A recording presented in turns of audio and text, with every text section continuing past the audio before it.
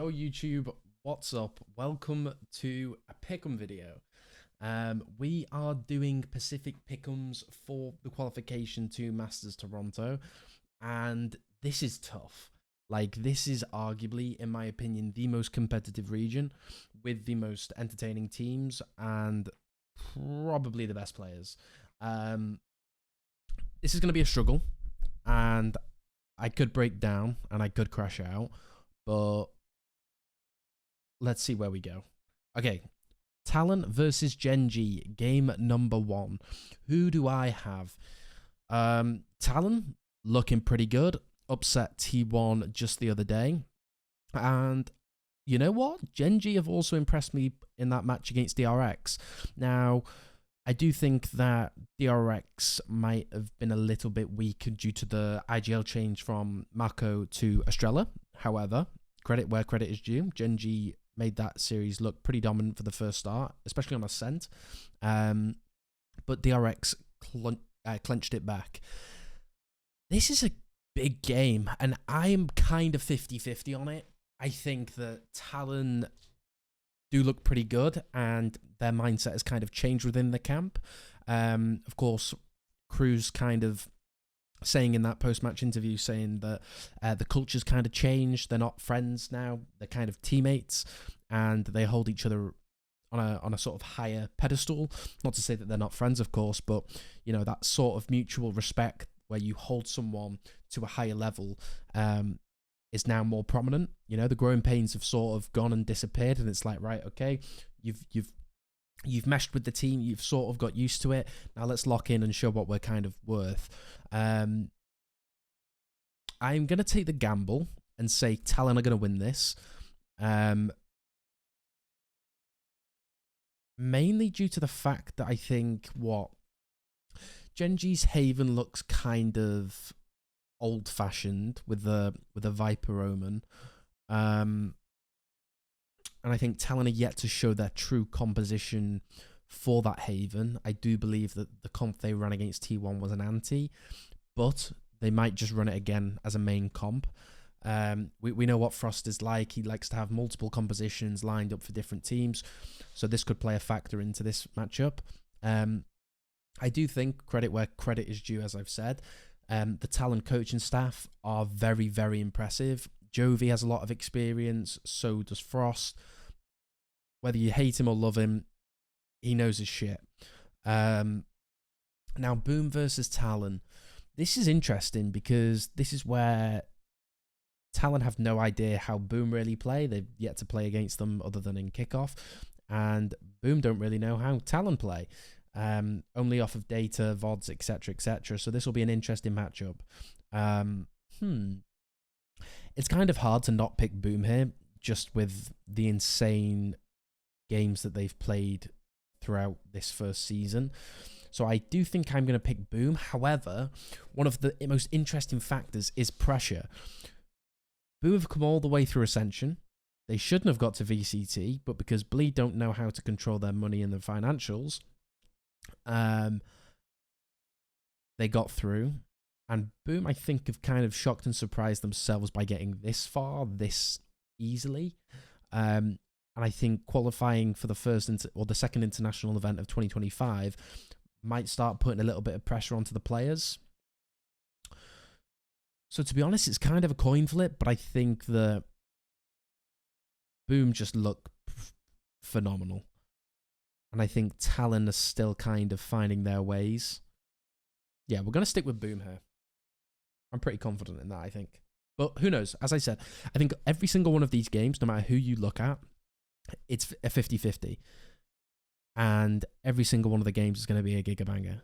So, yeah.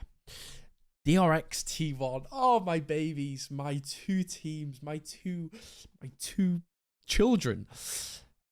This is hard. T1. I think both of these teams have been limit testing, just for the record. I think evidence is shown in T1's Icebox, especially at the start of the season, where they kind of ran that Reina Chamber comp.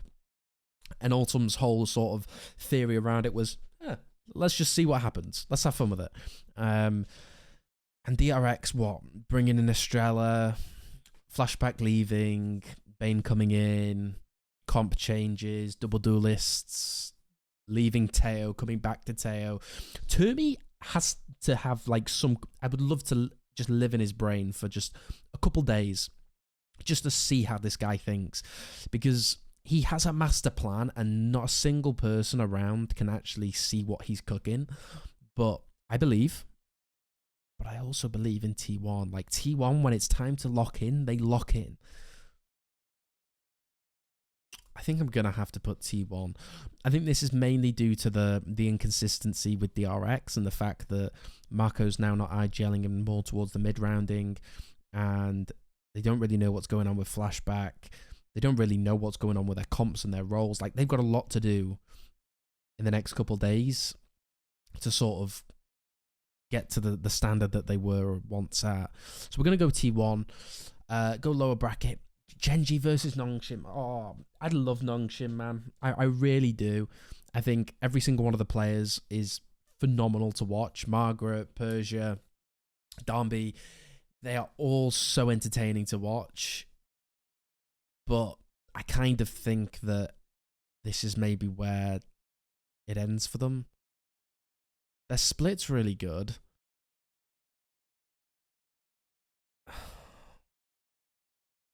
How much do I believe in Genji? I think HSK and Solo are just incredible coaches. And their prior results are sort of shown. And to be honest, they kind of look back. Foxy9 looks really good. Oh, I think I'm going to go Genji. Honestly. But the same again, this is a 50-50. It's going to be the most common thing that I say throughout this video is it's a 50-50, but I don't know.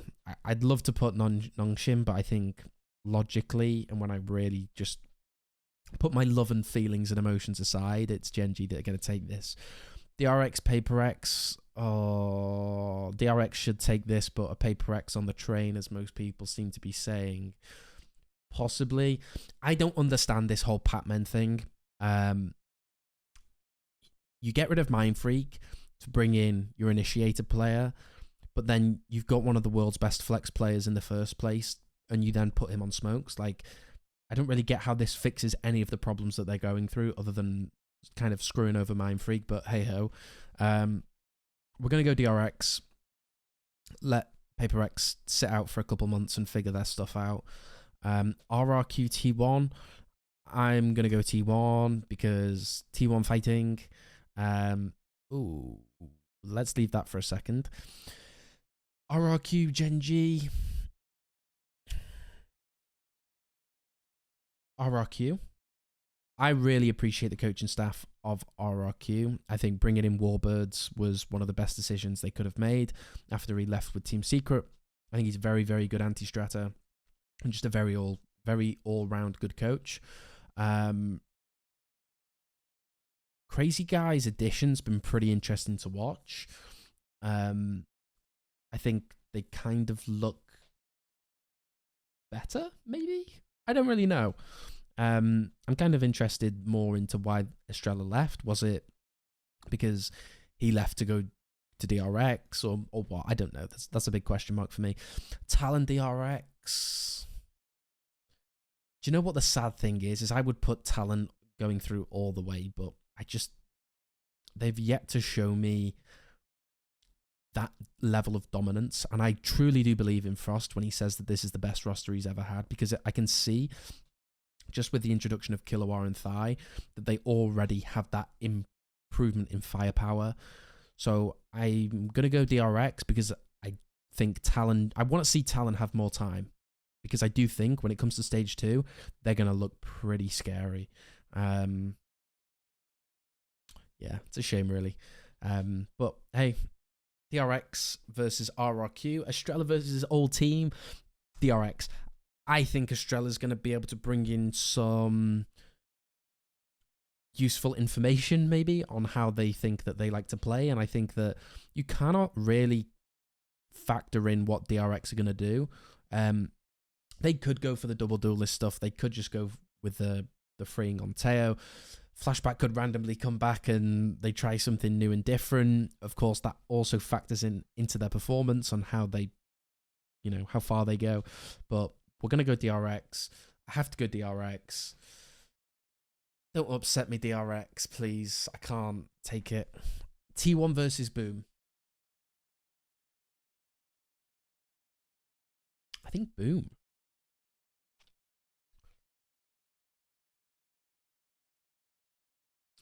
Sorry, I need to think. Yeah, I think Boom. I think T1's map pool like really struggles at the moment. Like what they permaban Ascent, which is kind of interesting because you've got some of the best players that can play Ascent in Pacific. Their Icebox looks really weak, and T1 have got so much data on them that Boom coaching staff can just go crazy on anteing T1 and seeing like really down to the fine micro details how they like to play.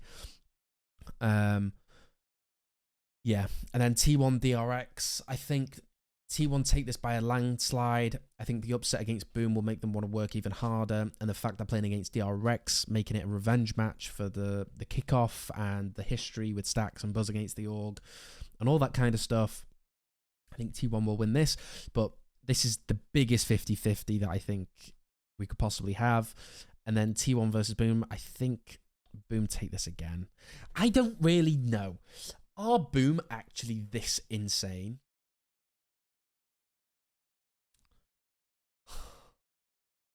It pains me to do this, but I think T1 perform best when they're counted out. And as much as that hurts me, I think I want to see them struggle and come back down to planet Earth a little bit and realize, okay, we got to change this stuff up. We got to incorporate more of the Teo if that's still what seems to be the most strong. Kind of change up their comps a little bit because this ISO, it's not as strong as it once was. The fact of the nerf of the double vulnerabilities really makes defaulting a lot harder. And I think they really need to maybe pick a few more default compositions, but that is kind of their default. So I don't really know. My head's going to explode if I'm honest. But hey, we'll go with this for now. I'm not feeling confident in this at all. I'll be completely real with everyone. But that's what Pacific is, isn't it? You think with your brain and then everything just gets thrown upside down. Is DOS9 really the guy? Is he the guy that's going to carry them? He looks so good though. We'll go with this. Okay, I can't lock it for some reason. Okay, that's what we're going for. Leave me your thoughts and suggestions in the comments. Don't give me any suggestions because none of you know what's going to happen. But hey, if you disagree with any of the picks, go for it and tell me how stupid I am and we'll see when it happens. But I don't think, even if you were a fortune teller, I don't think you would be able to predict any of these games because it's so 50-50. Like T1, when it comes to playoffs, lock in, everything changes for them. Boom look really insane, but how good are they when the pressure's ramped up to 1 million? What's going on with DRX? How much do they think they know? How much are they caught up on what to do? RRQ, how are they going to deal with a loss against Team Secret? Paper X, are Paper X actually back? I don't know. And then Munchkin could just pull out a masterclass and Karen could just go Super Saiyan. So who really knows? Not me. You don't. So hey, let's just go with that. Anyway, that's it for my Pacific Pick'ems. If you enjoyed this video, hit the like, hit the comment, hit the subscribe. If you got any video suggestions, please leave them down below. Any sort of videos you guys want to see, whether it's a VOD review, whether it's anti, talking about a team, anything like that, please let me know because I have thousands of ideas, but what ends up happening is I start thinking and then I don't do it. So if somebody says, yo, make a video saying why Boom Esports are really good on Haven or whatever, I'll go ahead and do it. Just for you. But yeah, we'll leave it there and I'll see you later.